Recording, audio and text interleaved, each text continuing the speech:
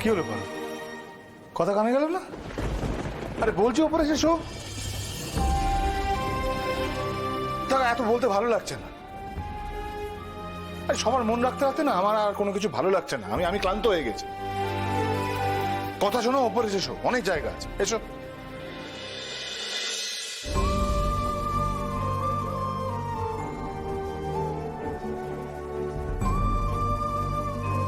আচ্ছা ঠিক আছে, এসো। আমি আমি আমি আমি আমি নিচে শুয়ে পড়ছি বালিশ নিয়ে, তুমি উপরে এসো, অনেকটা জায়গা আছে। ও, তাহলে তোমার পাশে আমার আর কোনো জায়গা নেই, তাই তো? বুঝতে পেরেছি। এতটা ঘৃণা করো তুমি আমায় সোম? সত্যি তো, সত্যি তো আমার মতো একটা দাম্ভিক অহংকারী মেয়ের পাশে তুমি কেনই বা শোবে বলো? আমি তো রায় সাহেবের মেয়ে, তাই না? তোমার তো কেউ হই না আমি।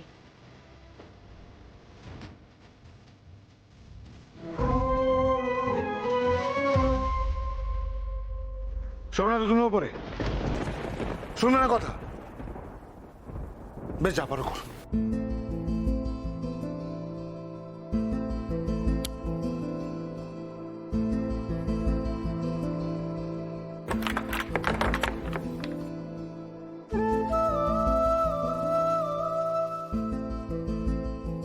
আমিও শুয়ে পড়লাম।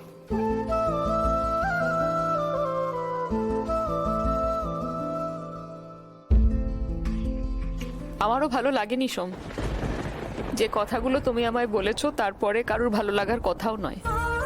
ঠিক আছে, ঠিক আছে, আমি মানছি তখন তোমার মাথা গরম ছিল, কিন্তু ঘরের ভেতরে পারতে না আমার চোখের জলটা মুছিয়ে দিতে? একদিন যেভাবে আমি তোমায় ডেকে নিজের কাছে এনে নিজের পাশে শুয়ে মাথায় হাত বুলিয়ে ঘুম পাড়িয়ে দিয়েছিলাম তোমার শরীর খারাপ বলে, আজকে আমার মন খারাপ বলে তুমি একবারও পারতে না আমার পাশে ডাকতে? আমি তোমাকে আমার পাশে এসে শুতে বলতেই পারতাম পারো, কিন্তু তুমি তার অন্য অর্থ করতে। আর বিশ্বাস করো, আজ আমার সত্যিই ভালো লাগছে না। আমি খুব ক্লান্ত হয়ে পড়েছি। তোমায় আমি ভালোবেসে ফেলেছি সোম, কাছে আসতে চেয়েছি তোমার।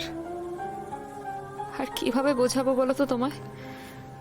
একটা মেয়ে আর কিভাবে বোঝাতে পারে?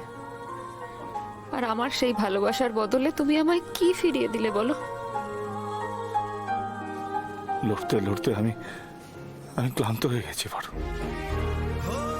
ছাড়ো, সোনার চামচ মুখে দিয়ে জন্মেছো তুমি, তুমি সব বুঝবে না।